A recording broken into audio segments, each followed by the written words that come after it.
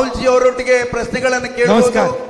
ಅವ್ರ ಜೊತೆಯಲ್ಲಿ ನಮ್ಮ ಪ್ರತಿನಿಧಿಗಳಿರ್ತಾರೆ. Rahul sir here. Rahul sir this side. ನಮಸ್ಕಾರ sir this side sir. Sir here. ಎಲ್ಲ ಹೇಳಿ, ಈಗ ಪ್ರಶ್ನೆ ಕೇಳಿ. ಸರ್ ಇಲ್ಲಿ. ಸರ್ ಇಲ್ಲಿ ಲೆಫ್ಟ್ ಅಲ್ಲಿ. ಒಂದು ನಿಮಿಷ ನಿಶಬ್ದವಾಗಿರಿ, ಅವ್ರ ಪ್ರಶ್ನೆ ಕೇಳ್ತಾ ಇದ್ದಾರೆ. ಸರ್ ಇಲ್ಲಿ ನಾನು ಕೇಳ್ತಿರೋ ಪ್ರಶ್ನೆ ಮೀನುಗಾರರ ಪರವಾಗಿ. ನಾನು ಚೇತನ್ ಬೆಂಗ್ರೆ ಅಂತ sir. I am Chetan Bengre sir. I met you 22 years back. We all love you all sir. Thank you for coming and asking some questions to us. Sir, last time we had discussed in Mangalore. Hello. In Lady Hill. Sir. Regarding the dredging is very much important. ಸ್ವಲ್ಪ mic ದೂರ ಇಟ್ಕೊಳ್ಳಿ ಬಾಯಿಂದ. The dredging is not happening in Karnataka. Dredging. The dredging is not happening in Karnataka throughout Mangalore to Karwar. And the second thing is you promised us now the diesel is coming from 300 to 500 liters per bird.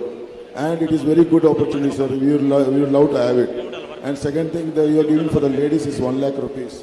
And 1 lakh rupees is mainly needed for the ladies. And that is also good. And including that, we have got a... My brother, can you speak in Kannada please so everybody understands? ಇವಾಗ ನಮಗೆ Rahul sir ಅವರು ಕೊಟ್ಟಂತ ಎಲ್ಲ ಕಾರ್ಯಕ್ರಮಗಳು ತುಂಬ ಚೆನ್ನಾಗಿದೆ, ತುಂಬ ಅಗತ್ಯವಾಗಿದ್ದು. ಇವಾಗ 500 ಲೀಟರ್ ಡೀಸೆಲ್ ಸಿಕ್ಕೋದು ನಮ್ಮ ತುಂಬ ಹಳೆಯ ಕನಸು. ಅದು ಇವತ್ತು ಫಿಲ್ಫಿಲ್ ಮಾಡ್ತಿದ್ದೀರಿ. ಇವಾಗ 500 ಲೀಟರ್ ಕೆರೋಸಿನ್ ಕೂಡ ನೀವು ಡೈಲಿ ಸಿಗೋಕ್ಕೆ ನೀವು ಫಿಲ್ಫಿಲ್ ಮಾಡ್ತಾ ಇದ್ದೀರಿ. ಮಹಿಳೆಯರಿಗೆ 1 ಲಕ್ಷ ಕೊಡ್ತಿದ್ದು ತುಂಬ ಖುಷಿ ಆಯಿತು ಸರ್. ಇವಾಗ ನಮ್ಮ ಬೇಡಿಕೆ ಇರೋದು ನಮ್ಮ ಮಕ್ಕಳು ಓದಕ್ಕೆ ಇಷ್ಟ ಬೀಳ್ತಾ ಇದ್ದಾರೆ. ಇಲ್ಲಿ ಒಂದು ಹಳೆಯ ಫಿಶರೀಸ್ ಕಾಲೇಜ್, ಏಷ್ಯಾದ ನಂಬರ್ 1 ಕಾಲೇಜ್ ಮಂಗಳೂರಲ್ಲಿದೆ. ಅದು ಇಷ್ಟು ತನಕ ಯೂನಿವರ್ಸಿಟಿ ಆಗಿಲ್ಲ. ನಮ್ಮ ಮಕ್ಕಳಿಗೆ ಅಲ್ಲಿ ಒಂದು ಪ್ರಶ್ನೆ ಕೇಳಿ. ಒಂದು ಪ್ರಶ್ನೆ. Sir, I want to just conclude that. Sir, he says, sir, the programs we have announced, it's most welcoming program. He wanted to know what we are going to do because the dredging is not taking place from Mangalore to Karwar. Dredging of the ports. Because of that, lot of boats have been damaged. And especially, sir, in politics also, we fishermen don't get any opportunities. Kannada. And this is what I want to tell you, sir. We can definitely look into this dredging matter. Okay, sir. I think what will be good is if once the government comes to power, they have a systematic conversation with the fishermen and other stakeholders and come out with a policy. ಸರ್ಕಾರ ಬಂದ ತಕ್ಷಣವೇ ತಮ್ಮಲ್ಲಿ ನಾವು ಸಂವಾದ ಮಾಡಿ ಈ ಒಂದು ಸಮಸ್ಯೆಗೆ ಪರಿಹಾರವನ್ನು ಕಂಡುಹಿಡ್ತೀವಿ ಅಂತ ಹೇಳ್ತಾ ಇದ್ದಾರೆ.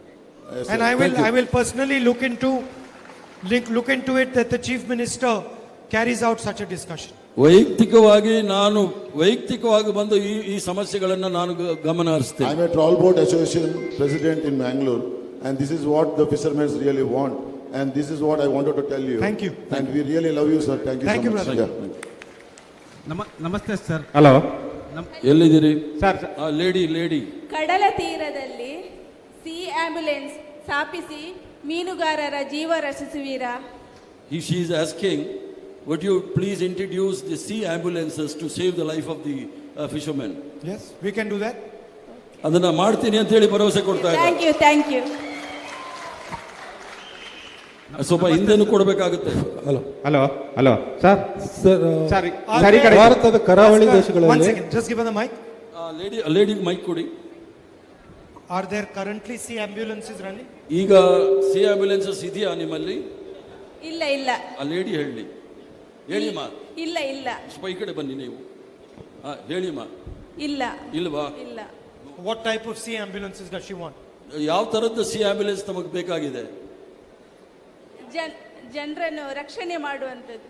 So she wants that, she needs a sea ambulance which saves the life of the fishermen. What are the type of, is it accidents, sea accidents, or is it something else? ಈಗ ಇದು ಸಮುದ್ರದಲ್ಲಿ ಆಗ್ತಕ್ಕಂಥ ಅನಾಹುತಗಳ ಅಥವಾ ಸಮುದ್ರದಲ್ಲಿ ಮೀನುಗಳು ಹಿಡಿಯುವಾಗ ಹೋಗ್ತಕ್ಕಂಥ ಅನಾಹುತಗಳಕ್ಕೋಸ್ಕರನ? ಹೌದು. Sea accident. What about the Coast Guard? Does the Coast Guard not look after this? Coast Guards ಏನಿದ್ದಾರೆ ಕಡಲ ತೀರದಲ್ಲಿ, ಕೋಸ್ಟ್ ಗಾರ್ಡ್ಸ್ ಇದ್ದಾರಲ್ಲ, ಅವರೇನು ಆಕ್ಟಿವ್ ಇಲ್ವಾ? ಅವರು ಇದ್ದಾರೆ, ಆದ್ರೂ ಸಹ ನಮಗೆ ಒಂದು ಎಮರ್ಜೆನ್ಸಿಗೆ ಆದ್ರೂ they are there, but she needs in emergency it will take time for them to reach. How many of these type of incidents are there every year here? ಪ್ರತಿ ವರ್ಷ ಈ ತರ ಅಪಘಾತಗಳು ಎಷ್ಟಾಗುತ್ತೆ ಅನ್ನೋದು ನಿಮ್ಗೆ ಏನಾದರೂ ಗಮನ ಇದೆ? ತುಂಬಾ ಆಗ್ತಾ ಉಂಟು sir. She says too many accidents are taking place. But approximately how many? ಎಷ್ಟು ಆಕ್ಸಿಡೆಂಟ್ ಆಗಿದೆ? 50 50. 50. She says minimum 50. 50. Okay. And how many people have died in such accidents? ಎಷ್ಟು ಜನ ತೀರೋಗಿದ್ದಾರೆ ಆ ಥರ ಆಕ್ಸಿಡೆಂಟ್ ಅಲ್ಲಿ? ತುಂಬಾ ಜನ. ಲೆಕ್ಕ ಇಲ್ಲ. ಇಲ್ಲ. She doesn't know the lot of Is people. her husband a fisherman? ನಿಮ್ಮ ಮನೆಯವರು fishermen? Oh, is there? Does she get worried when he goes to sea? ನಿಮಗೆ ಬಹಳದ್ದು ಭಯ ಆಗುತ್ತಾ ಅವ್ರೇನಾದ್ರೂ ಸಮುದ್ರಕ್ಕೆ ಹೋದಾಗ? ಇಲ್ಲ. Thank you. Okay. Sir thank you. Hello. Keep walking, sir. Hold on. Hello sir, ಈ ಕಡೆ ನಮಸ್ತೆ sir. Last sir, I am Shivakumar. ನಮಸ್ತೆ ಸರ್. ಸರ್, ಒಂದು ಸೆಕೆಂಡ್, ಇಲ್ಲಿ ಬಂದೆ. Karnataka Fishermen Congress general secretary.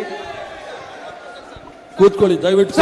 Sir please sir ದಯವಿಟ್ಟು ಕೂತ್ಕೊಳ್ಳಿ. ದಯವಿಟ್ಟು ಬಾಕಿಯವರೆಲ್ಲ ಕೂತ್ಕೊಳ್ಳಿ. ಸರ್, ಮೇರಾ ನಾಮ ಕೃಷ್ಣ. ಸಮುದ್ರ ಅಲ್ಲಿ ಇದ್ದಾರೆ, ಕೂತ್ಕೊಳ್ಳಿ. ಸಮುದ್ರ ಮತ್ತು ಕಡಲ ತೀರ ಸರ್, ಮೀನುಗಾರರ ಮಕ್ಕಳದು. ದಯವಿಟ್ಟು ಅದನ್ನ ಮೀನುಗಾರರಿಗೆ ವಾಪಸ್ ಕೊಡ್ತೀರಾ? ಸ್ವಲ್ಪ ತಿರ್ಗಾ ಹೇಳಿ. ಸಮುದ್ರ ಮತ್ತು ಸಮುದ್ರದ ತೀರ ಮೀನುಗಾರರ ಮಕ್ಕಳದು. ಅದನ್ನ ದಯವಿಟ್ಟು ಮೀನುಗಾರರ ಮಕ್ಕಳಿಗೆ ವಾಪಸ್ ಕೊಡ್ತೀರಾ? So he says the port of the sea belongs to the fishermen and their children. Would you give those coastal line to the fishermen children? And give it in what way? ಯಾವ ತರ ಬೇಕಾಗಿದೆ ನಿಮ್ಗೆ? ಮೀನುಗಾರರಿಗೆ ಕೊಡಬೇಕು. ಇದು ಬೇರೆ ಈಗ ಬೇರೆಯವರೆಲ್ಲ ಮಾಡ್ತಾ ಇದ್ದಾರೆ. ಈ ಮೀನುಗಾರ ವೃತ್ತಿಯವರಿಗೆ ಮೀನುಗಾರರಿಗೆ ಆ ಕಡಲು ಆ ಸಮುದ್ರನ ಕೊಡಬೇಕು ಅಂತ ಕೇಳ್ಬೋದು. ಬೇರೆ ಅಂದ್ರೆ ಯಾರು? ಬೇರೆ ಅಂದ್ರೆ ಈಗ MNC ಕಂಪನಿಗಳಿಗೆಲ್ಲ ಹರಾಜು ಕೊಡ್ತಾ ಇದ್ದಾರೆ.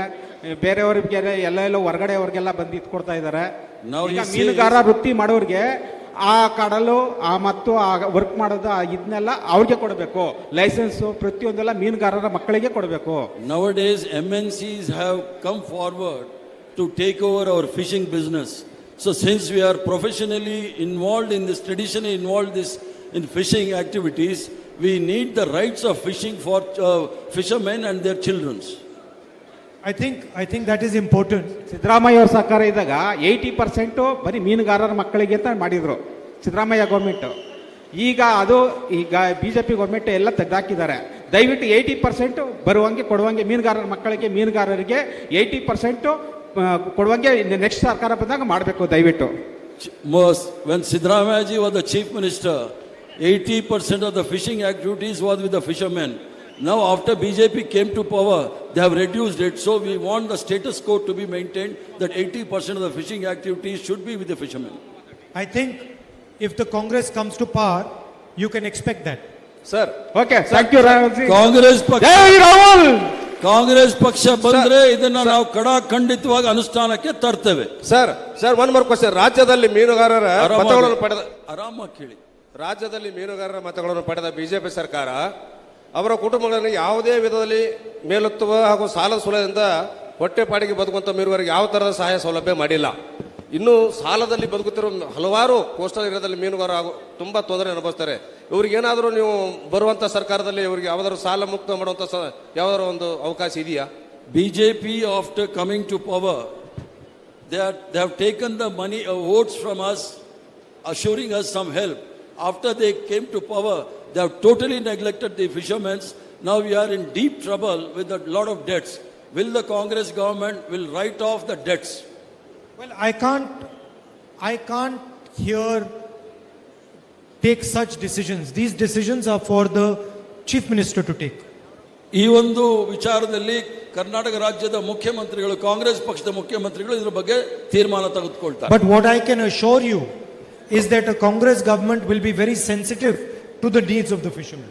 ಏನ್ ತಮಗೆ ನಾನು ಭರವಸೆ ಕೊಡಬೇಕು ಅಂತ ಇದ್ದೀನಿ ಅಂದ್ರೆ, ಕಾಂಗ್ರೆಸ್ ಪಕ್ಷ ಇದನ್ನ ಬಹಳ ಸೂಕ್ಷ್ಮವಾಗಿ ಇದಕ್ಕೆ ಗಮನ ಹರಿಸಿ ಇದಕ್ಕೆ ಪರಿಹಾರವನ್ನು ಕಂಡುಹಿಡಿತೇವೆ. And we will make sure that your interests are protected. ಒಂದಂತೂ ನಾನು ಬಹಳ ಖಚಿತವಾಗಿ ಹೇಳ್ತಾ ಇದ್ದೀನಿ, ನಿಮ್ಮ ಆಸಕ್ತಿಯನ್ನ, ನಿಮ್ಮ ಇಂಟ್ರೆಸ್ಟ್ ನಾನು ಅದನ್ನ ರಕ್ಷಣೆ ಮಾಡ್ತೇನೆ. We understand very well your struggle and the unfair competition that you are put into. ನಿಮ್ಮ ಸಮಸ್ಯೆಗಳು ಏನಿದೆ ಅದನ್ನ ನಾನು ಆಳವಾಗಿ ಅರ್ಥ ಮಾಡ್ಕೊಂಡಿದ್ದೀನಿ. ಮತ್ತೆ ಅದು ಬಹಳ ವ್ಯಕ್ತಿಗತ ಬಹಳ ವಿರುದ್ಧವಾಗಿರ್ತಕ್ಕಂಥ ಕಾಂಪಿಟೇಷನ್ ಏನಿದೆ ಅದ್ರ ಬಗ್ಗೆನೂ ಸಹ ನನಗೆ ಗೊತ್ತಿದೆ. I understand how difficult it is for you to give your children an education. Not only that, for you to survive. ನನಗೆ ಅದು ಸಹ ಗೊತ್ತಾಗ್ತಾ ಇದೆ. ಈ ಒಂದು ಸ್ಥಿತಿನಲ್ಲಿ ನಿಮ್ಮ ಮಕ್ಕಳಿಗೆ ಯಾವ ರೀತಿ ಶಿಕ್ಷಣ ಕೊಡಕ್ಕೆ ನಿಮಗೆ ಕಷ್ಟ ಆಗ್ತಾ ಇದೆ, ಅದು ಸಹ ಬಹಳ ಗಂಭೀರವಾದ ವಿಚಾರ. And you are getting hit from multiple sides. ತಮಗೆ ಬಹಳಷ್ಟು ದಿಕ್ಕಿನಿಂದ ತಮಗೆ ತೊಂದರೆ ಆಗ್ತಾ ಇದೆ, ಅದನ್ನು ಸಹ ನಮ್ಮ ಗಮನದಲ್ಲಿದೆ. It is not just one area. ಒಂದೇ ಒಂದು ವಿಚಾರ, ಒಂದೇ ದಿಕ್ಕಿನಿಂದ ನಿಮಗೆ ತೊಂದರೆ ಬರ್ತಾ ಇಲ್ಲ, ಎಲ್ಲ ದಿಕ್ಕಿನಿಂದಲೂ ಸಹ ತೊಂದರೆ ಬರ್ತಾ ಇದೆ. You get hit by GST, you get hit by prices, you get hit by diesel, kerosene. ತಮಗೆ GST ಇಂದ ತೊಂದರೆ, ಬೆಲೆ ಏರಿಕೆಯಿಂದ ತೊಂದರೆ, ಪೆಟ್ರೋಲ್ ಇಂದ ತೊಂದರೆ, ಡೀಸೆಲ್ ಇಂದ ತೊಂದರೆ, ಸಿಮೆಂಟ್ ಇಂದ ತೊಂದರೆ, ಎಲ್ಲ ದಿಕ್ಕಿನಿಂದಲೂ ಸಹ ನಿಮಗೆ ತೊಂದರೆ ಆಗ್ತಾ ಇದೆ. So any real solution has to take into account all these factors. ಈ ಒಂದು ವಿಚಾರಕ್ಕೆ ನಿಜವಾದ ಖಚಿತವಾಗಿ ಏನಾದರೂ ಪರಿಹಾರ ಬರಬೇಕಂದ್ರೆ ನಾವು ಎಲ್ಲವನ್ನು ಸಹ ಗಮನದಲ್ಲಿ ಇಟ್ಕೊಂಡು ಪರಿಹಾರವನ್ನು ತಂದು ಕೊಡ್ತೇವೆ. The starting point is, do you believe in the value of fishermen? Do you believe in what they do? Do you understand what they are doing for the nation? ವಿಚಾರ ಏನು ಅಂತ ಹೇಳಿದ್ರೆ, ನಿಮಗೆ ಮೀನುಗಾರಿಕೆಯಲ್ಲಿ ನಂಬಿಕೆ ಇದೆಯಾ? ಮೀನುಗಾರಿಕೆಯಿಂದ ದೇಶಕ್ಕೆ ಯಾವ ರೀತಿ ಅನುಕೂಲ ಆಗ್ತಾ ಇದೆ, ಈ ನಂಬಿಕೆ ಬಹಳ ಮುಖ್ಯ ಅನ್ನೋದನ್ನ ನಾವೆಲ್ಲರೂ ಸಹ ಅರ್ಥ ಮಾಡ್ಕೊಳ್ಬೇಕು. Like the farmers give this nation food, you do the same job. ಯಾವ ರೀತಿ ರೈತರಿದ್ದಾರೆ ಅದೇ ರೀತಿ ದೇಶವನ್ನ ನಿಮ್ಮ ಕೈಲೂ ಸಹ ನಾವು ಕೊಡಬೇಕು ಅನ್ನೋ ಮೂಲ ಉದ್ದೇಶ. Farmers are farming the land, you are farming the sea. ರೈತರು ಕೃಷಿ ಭೂಮಿಯನ್ನ ಮಾಡ್ತಾ ಇದ್ದಾರೆ, ನೀವು ಸಮುದ್ರದಲ್ಲಿ ಕೃಷಿ ಮಾಡ್ತಾ ಇದ್ದೀರಾ ಅನ್ನೋದನ್ನ ನಿಮ್ ಗಮನಕ್ಕೆ ತರ್ತಾ ಇದ್ದಾರೆ. And the same protection that farmers get, you should also get. ಏನು ನಮ್ಮ ಕೃಷಿ ರೈತರಿಗೆ ರಕ್ಷಣೆ ಸಿಗ್ತಾ ಇದೆ, ಅದೇ ರಕ್ಷಣೆಯು ಸಹ ಮೀನುಗಾರಿಕೆ ಸಹ ಸಿಗಬೇಕು ಅನ್ನೋದು ನನ್ನ ಅನಿಸಿಕೆ. That is why I have been promoting and saying that a dedicated ministry for fisheries that is effective is very important. ನಾನು ಮೊದಲಿಂದಾನು ಹೇಳ್ತಾ ಇದ್ದೀನಿ, ಮೀನುಗಾರರಿಗೆ ಕೋಸ್ಕರ ಒಂದು ಮಂತ್ರಿ ಮಂಡಲವನ್ನ ಮಾಡಬೇಕು ಅಂತೇಳಿ ನಾನು ಹೇಳ್ತಾ ಇದ್ದೇನೆ. You have to have a place where you can put your complaints, where you can say what your struggle is about. ನಿಮ್ಮ ಸಮಸ್ಯೆಗಳನ್ನ ಅಥವಾ ನಿಮ್ಮ ಗಮನವನ್ನು ಹರಿಲಿಕ್ಕೋಸ್ಕರ ನಿಮಗೆ ಒಂದು ನಿರ್ದಿಷ್ಟವಾದ ಇಲಾಖೆ ಬೇಕು, ಅದನ್ನ ಅಲ್ಲಿ ಹೇಳಲಿಕ್ಕೆ ನಾನು ಅನುಕೂಲ ಮಾಡಿಕೊಡ್ತೇನೆ. I also understand there is a conflict between large fishermen and small fishermen. ಏನು ಮೀನುಗಾರಿಕೆಯಲ್ಲಿ ದೊಡ್ಡ ಮೀನುಗಾರರು ಮತ್ತು ಸಣ್ಣ ಮೀನುಗಾರರು ಸಹ ಒಂದು ಸ್ಪರ್ಧೆ ಇದೆ, ಅದು ಸಹ ನನಗೆ ಅರ್ಥ ಆಗ್ತಾ ಇದೆ.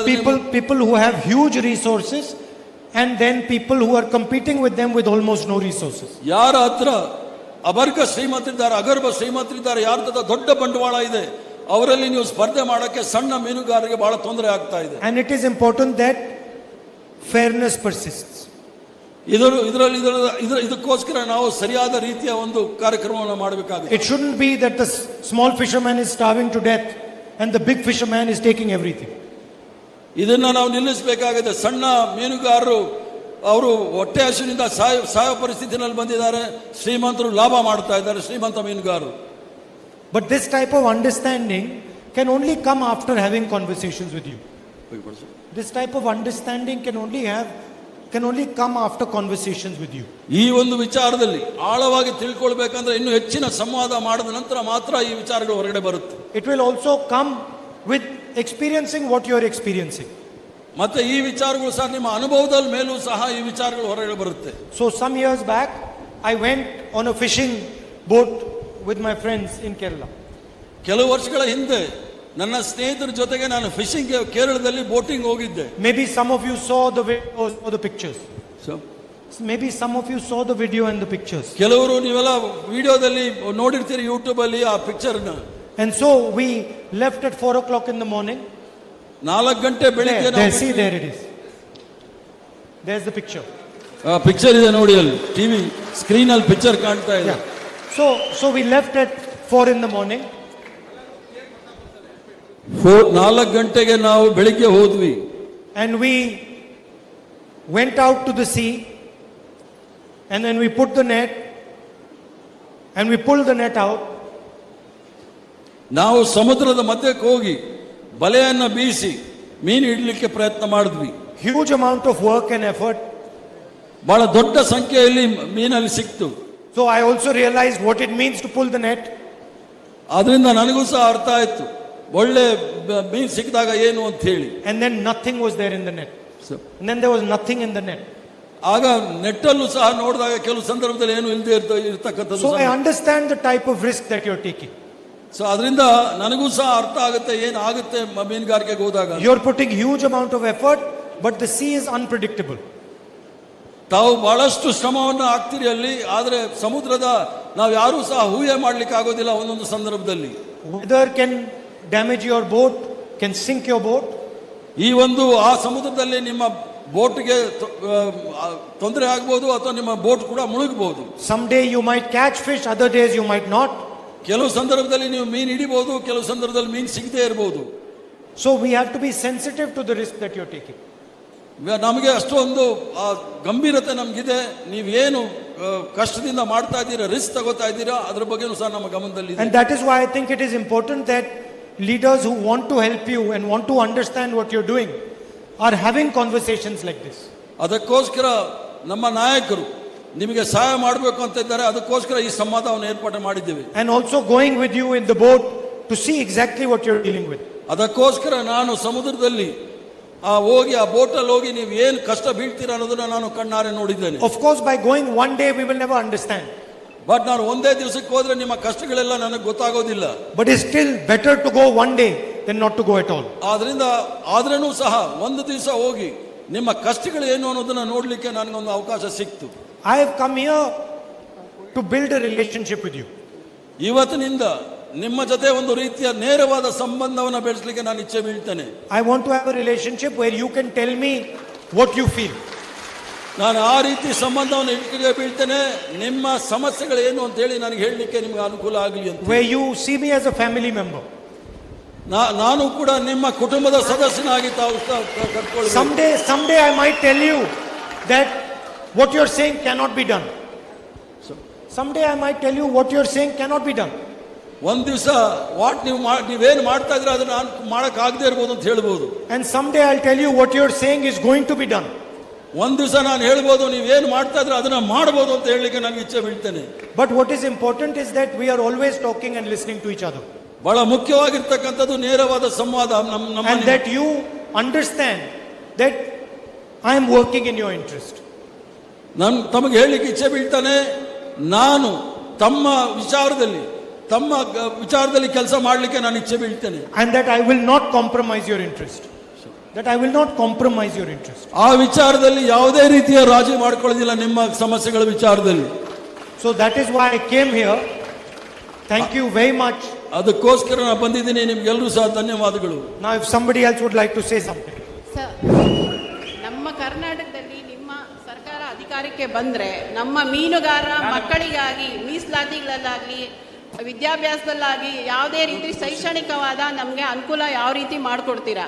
ಅದಾದಮೇಲೆ ಮೀನುಗಾರರಿಗೆ ಅವರ ಅಧ್ಯಯನಕ್ಕಾಗಿ ಕಾಲೇಜುಗಳಾಗಲಿ ಅಥವಾ ವಿಶ್ವವಿದ್ಯಾಲಯಗಳಾಗಲಿ ಎಷ್ಟು ಸ್ಥಾಪಿಸ್ತೀರಾ ಅನ್ನೋದು ನಮಗೆ ಬೇಕು.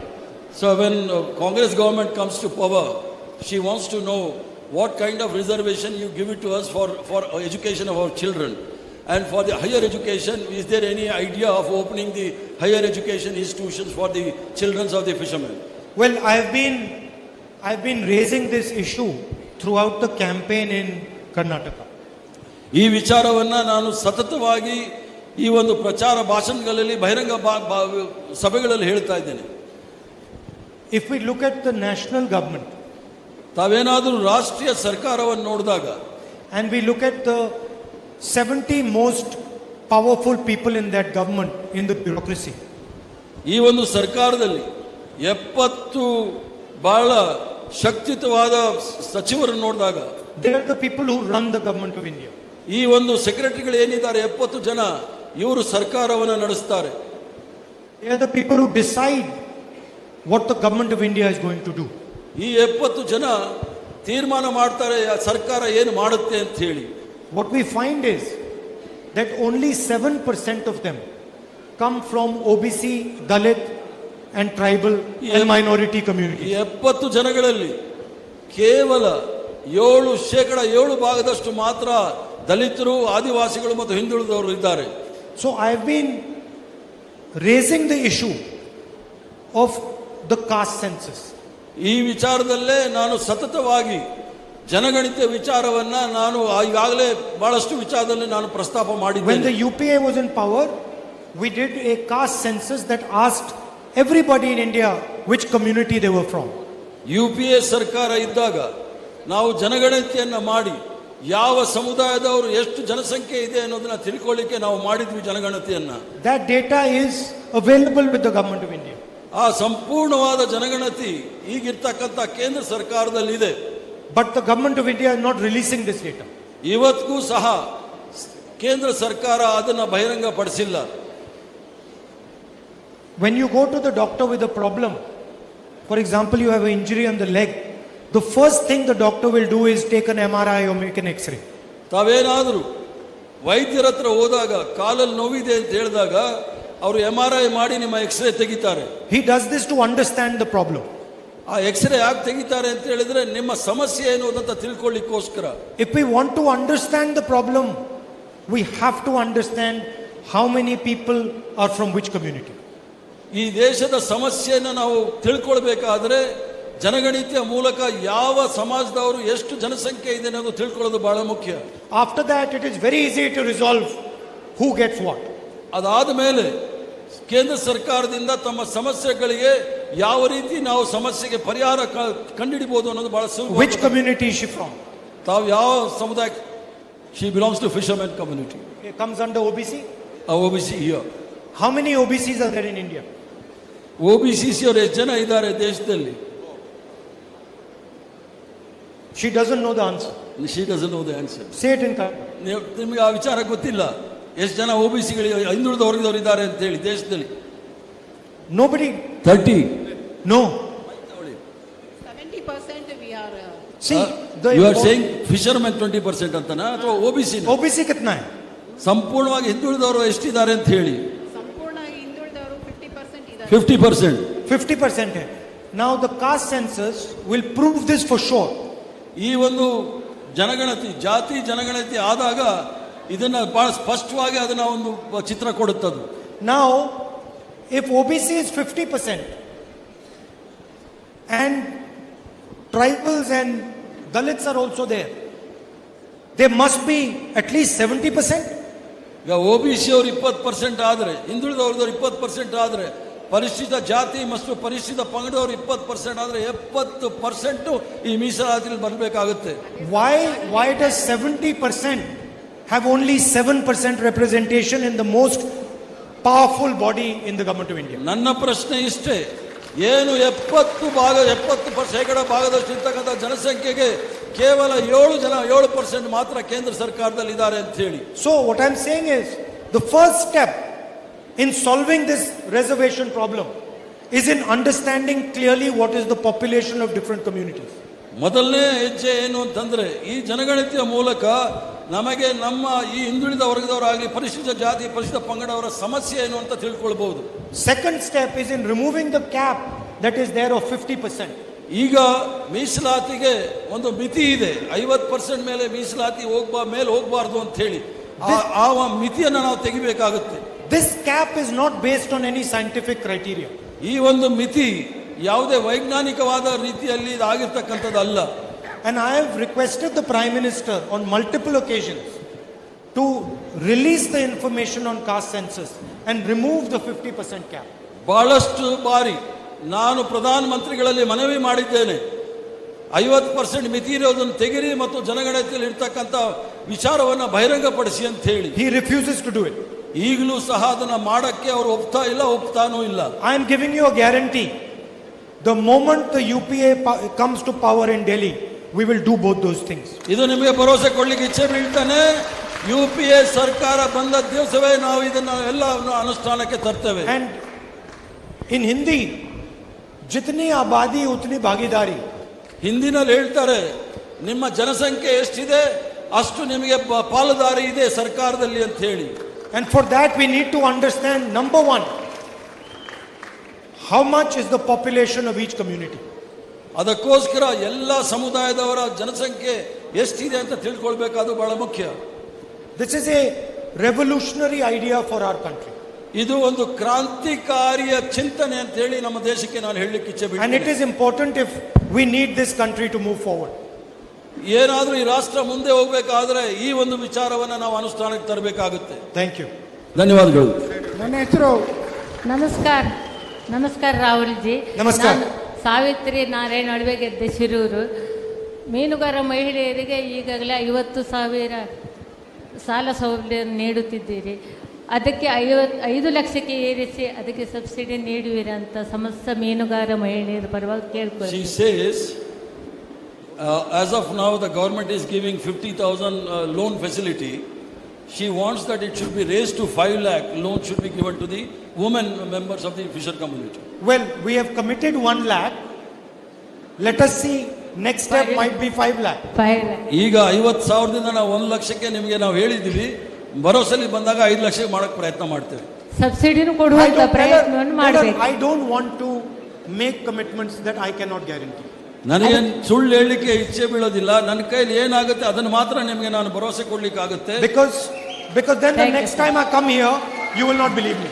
ಯಾಕಂದ್ರೆ ನಾನು ಭರೋಸೆಲಿ ಬಂದಾಗ ನಾನು ಸುಳ್ಳು ಹೇಳಿದ್ರೆ ನೀವು ಭರೋಸೆಲಿ ನನ್ನನ್ನು ನಂಬೋದಿಲ್ಲ. These things need to be studied in detail before you can make commitments. ಈ ವಿಚಾರವನ್ನು ನಾವು ಆಳವಾಗಿ ಅದನ್ನ ಪರಿಶೀಲನೆ ಮಾಡಿ ಆಮೇಲೆ ತೀರ್ಮಾನಕ್ಕೆ ಬರ್ತೀವಿ. Otherwise it is irresponsible. ಅದಾದ್ರೆ ಬೇಜವಾಬ್ದಾರಿ ಆಗುತ್ತೆ ಇಲ್ಲ ಅಂತ ಹೇಳಿದ್ರೆ.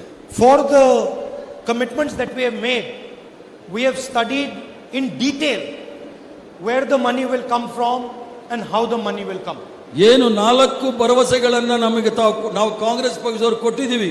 ಇದನ್ನ ಆಳವಾಗಿ ನಾವು ಅಧ್ಯಯನ ಮಾಡಿ ತಮ್ಮ ಮುಂದೆ ನಾವು ಹೇಳಿದ್ದೇವೆ. That is why I can say it with confidence. ಅದಕ್ಕೋಸ್ಕರ ನಾನು ಪೂರ್ಣ ನಂಬಿಕೆಯಿಂದ ನಿಮ್ಗೆ ಹೇಳ್ತಾ ಇದ್ದೀನಿ. And with confidence I can tell you that 1 lakh loan we will give you. ಆದ್ರಿಂದ ಈ ಒಂದು ಭರವಸೆ ಏನಿದೆ 1 ಲಕ್ಷ ಲೋನ್ ನಾವು ಕೊಡ್ತೀವಿ. Thank you. Thank you sir. ಧನ್ಯವಾದಗಳು. ನಮಸ್ತೆ ರಾಹುಲ್ ಜಿ. ನಮಸ್ತೆ. Thank you. Namaskar.